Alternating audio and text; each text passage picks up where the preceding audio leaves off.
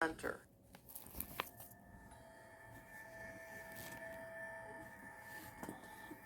Oh, this is a place that the ministry owns. Well, not own. We're in the process of buying that. Yeah, we don't So are own it you yet. renting to buy, or are you? Yeah, we're leasing to buy. You have that as an asset of 2,844,500. So do you own it? I just answered that, didn't I? I said we didn't own it. Okay, We're but leasing where to where buy does it. I'm sorry? We're leasing to buy it. Did you? I thought we just said that. All right, but Yeah. you have listed it as an asset worth $2,844,000. That should be more of a liability. All right, so where does the number 2,844,000 come from on your That's the asset and liability? That's, I guess, the appraisal value of the home or the residential center. Yeah. Is it a home? No, it's a residential center. We use it. All right, so you're saying it's not something you own, but you have it listed as an asset of $2.8 million. That's probably a mistake. Like I say, it probably should be a liability. Okay, and what goes on at the residential center? It is really it's a gathering place for our ministry where I bring in different leaders and also the staff that we have as a place of, maybe resort and teaching and training. Resort? Yeah, teaching. A resort where we teach and train.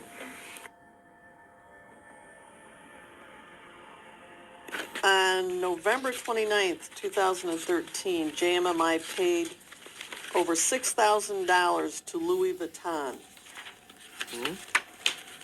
Yes. What would that be for? Well, this is for clothes concerning my TV ministry as well. Do we have to wear Louis Vuitton? Oh, it don't matter what name it is. The point is clothing are allocated to us for ministry purposes as well. What do you mean they're allocated to you? In a media ministry. In a what? Media ministry. Yeah. Okay, or on the road when I'm always traveling and using my clothes, I'm sweating through them. So I'm needing new clothes also for television ministry through the years. So And so you use ministry money to buy your wardrobe. outfit. Your It's allocated more towards ministry apparel. Does that go into what your income is? I'm sorry. I don't Do you understand. show that in your income that you got Louis Vuitton clothing? No, that's not. That That doesn't show. because it don't go there. It don't go there. I don't know No. what that means. It don't belong there. That's out of place. What's out of place? You don't get taxed on things like that. That's for ministry business purpose. So it's not. Louis Vuitton. Well, you can call whatever you want. So June 2014, you spent $3,500 by JMMI to Versace in the Bahamas. Yes? I'm sure that's right. If it shows there. And that was for clothing for you? Yes, probably. Yes, most likely. So you don't see that there's any problem when you're ministering to the poor, the sick, the needy, to be appearing in Louis Vuitton and Versace? Well, that ain't something I purchase all the time.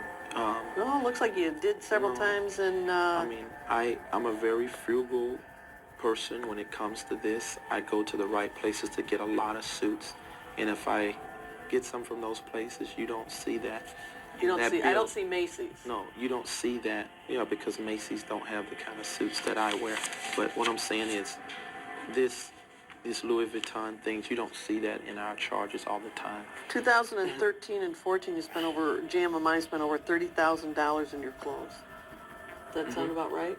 And what year was that? 13 and 14. Oh, God, yes, because I was traveling so much and sweating through all my clothes. Exactly. That probably wasn't enough because just have so... But they have to be top-of-the-line expensive ones. No, they're not top-of-the-line clothes. Louis Vuitton's not top of the line? Those not where I get my suits from. Well, you got something The- from them for yeah. spent thousands and thousands. Well, the belts are more lasting, so that's good. Come on, you're buying belts for $5,000? No, I mean, Okay. multiple belts, not August 2014, you went to the Gucci store in Troy and purchased something?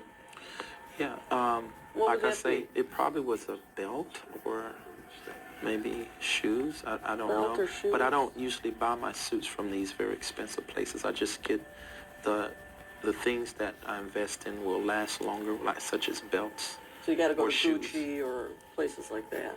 Well, no, I buy those things from there because they have a better TV appearance for the belt. For asking for money Shoes. from the poor? No, it's You paid $1,000 to Monsieur. Call hello, Yahweh, Bahashem, Yahweh Shai, Bahashem, Rakaha, Kwadash. Double honors to the elders and apostles of GMS who we learn from. Shalom to the hopeful elect preaching his word in truth and sincerity. And to you ribs, to you sisters out there, learning in silence and staying in order. Shalom. Yeah, man, I think this is a classic video of a pastor taking advantage of the sheep, right? You know, we see this time and time again. I mean, this guy's spending thousands saying that he's sweating through his clothing that he needs to buy, and then he's ministering to the sick. This is total disrespect, man.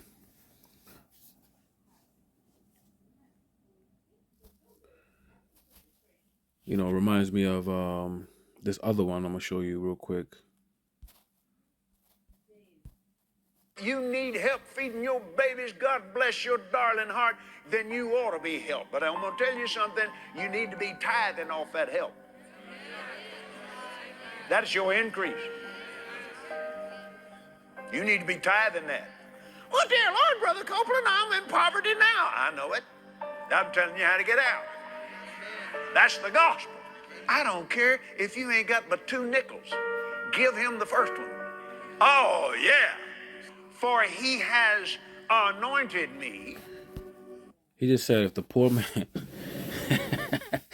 wow, man, you could only do so much but laugh, man. He said if you have only 2 nickels, give him one of them. That's 50%. This is what that man just said. To do what? Preach the gospel to the poor. That's what the poor must hear. And in the gospel, giving is at the heart of breaking the curse of poverty. Oh, yeah. Does that make sense? Giving up 50% of your income is the way to, and giving it to this devil, shaved beard. No, man. Yeah, it's one thing, right? He's teaching about tithing, which is in the law, which I don't have a problem with, right? But I mean, if you're gonna teach the law that this is what you need to do to break curses, then why are you not keeping the law, right? This guy's got a smooth face. You can see the demon in this man's eyes. You need help feeding your babies. God bless your darling. Clothing in New York, and then another 715. Whose clothing was that for?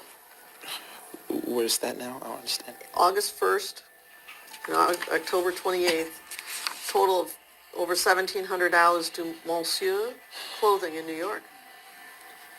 I'm not. I don't know.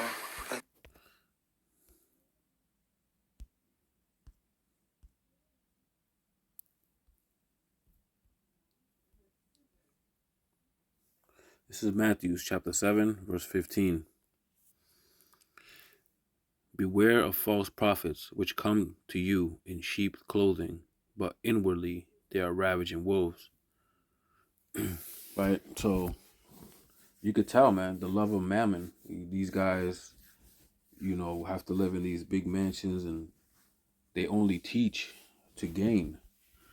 Not to gain more members for the elect's sake, but for their pockets. Right? These are ravaging wolves. Verse 16, ye shall know them by their fruits. Right?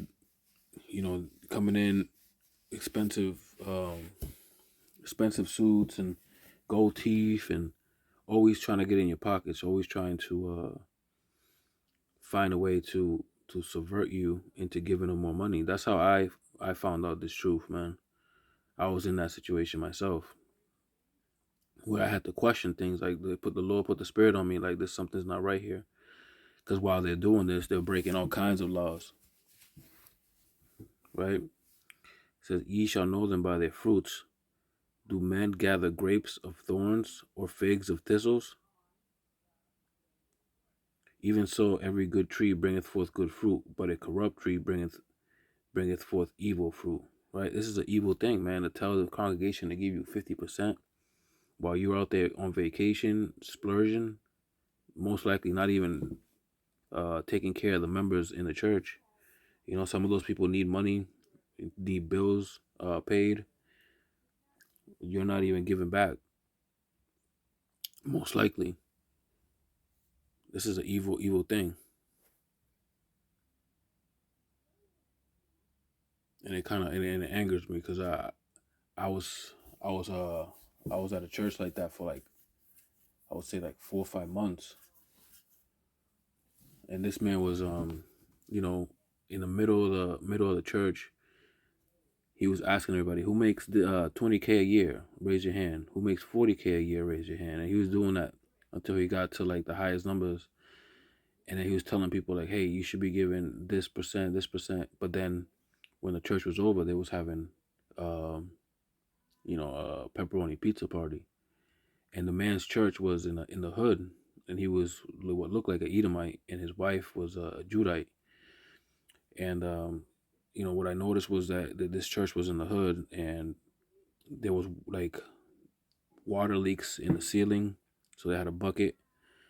So this man was trying to get all this money. The reason why he was fervently asking for this money is so he could get a bigger and better church, you know, while he's recording himself and putting it on TV, because that's what he wanted to be, a TV minister. He wanted to be like these guys, the ones I show you the video of. And you know, I didn't feel right about that. I know at the time, I was making nothing hardly. I was minimum wage, I would say, and I had an issue with this guy digging into my pockets, or at least attempting to.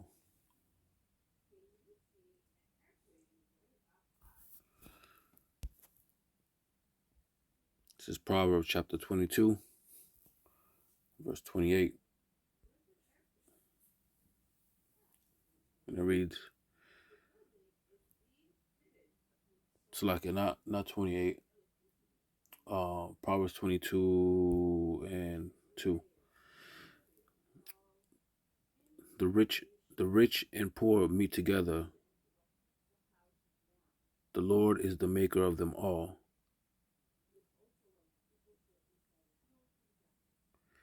The rich and the poor meet together. The Lord is the maker of them all. And a prudent man foreseeth the evil and hideth himself, but the simple pass on and are punished. Right? We have people gathering in different walks of life, man, and the Lord puts us in these places, right? Because we are all Yahweh Shem Yahushua's creations, man. So a lot of these people in these different walks and churches are either meant to be there or meant to get pulled out of there and taught, right? So I saw something wrong with this situation. So I had prayed on it, and the Lord had removed me out of there and put me in the correct path, right? And now I'm learning from GMS, who I believe have the 100% truth through the spirit of Yahweh Ba'Shem Yahushai.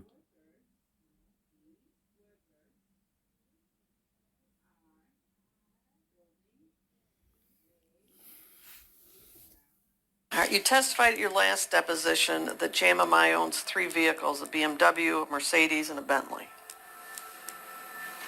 Yes. Have you driven those cars? Yes. Is Michelle? No. We usually have a driver. The 3 cars that we've talked about, in whose name are the titles? They in the ministry name. They're all in JMMI. I think everything except the Bentley. Whose name is the Bentley in? It's in DeWin McDeal. I have a question, just from a, you minister to the poor and the sick and all that. Isn't it a little offensive to be driving around in a Bentley and a Mercedes to people that really, are impoverished and sick and ill and AIDS? You see, because some people are rich in spirit, but physically poor, right? And some people are physically rich, but spiritually poor, right? These people are predestined to be lost, man, and to be the scatterer, to be destroyed, right? Some of these people will be let out, and some people won't. Drug rehab, isn't it a little offensive to sort of being showplacing what you have? Well, This is evil, man. Evil at its finest. To take advantage of the people like that, just to fatten your pockets. dear one, I don't showplace to people, and I'm not Well, in Bentley. that car. You don't see me driving around in that car every day. I don't do that. But it's in You the know. ministry. Everybody in the ministry sees you. You said you drive it. I haven't before. You just asked me have I drove it, but it ain't something I drive every day or even every year. I don't do that. I have drivers who pick up my guests, my high-profile guests. No. But do you see my point that people that are suffering and giving you whatever their last dime is and in donations and drug habits, to have them see you drive around your high-profile guests in a Bentley or Mercedes might be offensive? And This is Titus 1 and 10. For there are many unruly and vain talkers and deceivers, especially they of the circumcision, which are the Pharisees, right? The ones that say that I am, I'm righteous, and, always point to the finger of everybody else that they're more righteous than them. But yet, they themselves are filthy, right? It says here, there are many unruly and vain talkers and deceivers, especially they of the circumcision, whose mouths must be stopped, who subvert whole houses, teaching things which they ought not, for filthy lucre's sake. Right? For gains, for money, for belts, cars, houses, suits. That's what they do it for.